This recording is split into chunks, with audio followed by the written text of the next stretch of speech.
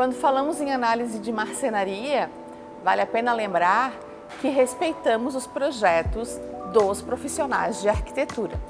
Todo design externo, tudo isso não muda. O que nós fazemos é o aperfeiçoamento dos projetos internos dos armários, a adequação dos espaços novos dos armários ao acervo existente dos clientes.